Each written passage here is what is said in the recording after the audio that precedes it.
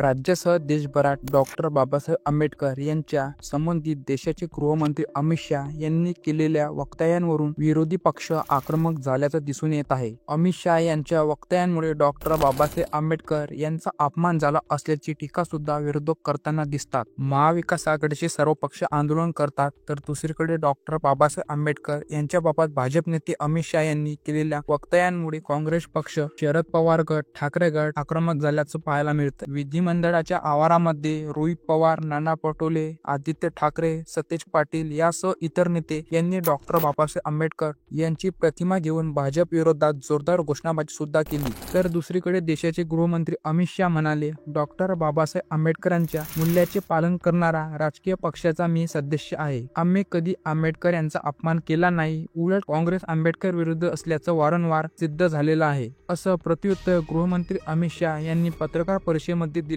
तसंच काँग्रेसनं माझ्या राज्यसभेतील विधानाची तोडमोड केली असून चुकीचा अर्थ काढून भाषण सुद्धा एडिट करून काँग्रेसने प्रसारित केले. अमित शाह काय म्हणाले आहेत ते बघूया, की आता फॅशन झाली आहे. आंबेडकर आंबेडकर आंबेडकर आंबेडकर एवढं नाव जर का देवाचं घेतलं असतं तर तुम्हाला 7 जन्मासाठी स्वर्ग प्राप्त झाला असता. हे वाक्य घेऊनच सर्व विरोधी पक्ष आक्रमक झाल्याचं दिसून येत आहे. आता संपूर्ण विधान काय आहे ते बघूया. फॅशन झालेली आहे.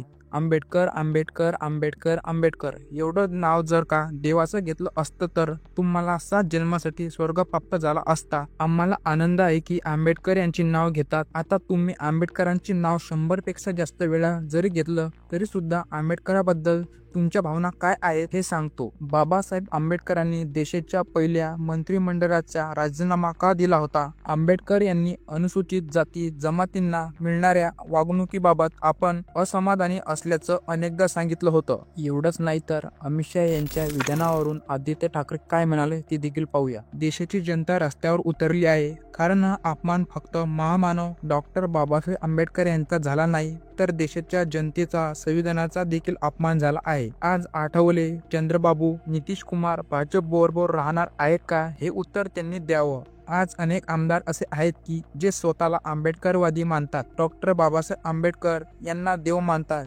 भाजप बरोबर आहेत. ते राजीनामा देणार आहेत का, असा प्रश्न देखील आदित्य ठाकरे यांनी विचारला आहे. देशाचे पंतप्रधान नरेंद्र मोदी या विषयावर काय बोलले ते देखील पाहूया. काँग्रेसने एकदा नव्हे तर 2दा आंबेडकरांना निवडणुकीत पराभूत केलं होतं. याशिवाय पंडित नेहरू यांच्या विरोधात प्रचार केला होता. याशिवाय आंबेडकरांना भारतरत्न देण्यास नकार दिला. काँग्रेसने त्यांचे चित्र संसदेतील सेंट्रल हॉलमध्ये लावण्यासही नकार दिला. या देशातील सगळ्या लोकांनी हे वारंवार पाहिले आहे की काँग्रेसने अशा प्रकारे आंबेडकरांचा वारसा मिटवण्याचा आणि एसटी समाजाला अपमानीय करण्यासाठी सर्व प्रकारे प्रयत्न केले. काँग्रेस आणि यांची चढलेली ॲट्रॉसिटी आता विचार करत असेल की त्यांच्या या खोट्यापणामुळे त्यांची वाईट कामे लपवू शकतात, तर हे चुकीचं आहे. व्हिडिओ आवडला असेल तर व्हिडिओला लाईक करा आणि अशाच माहितीपूर्ण न्यूजसाठी आपल्या चॅनलला सबस्क्राईब नक्की करा.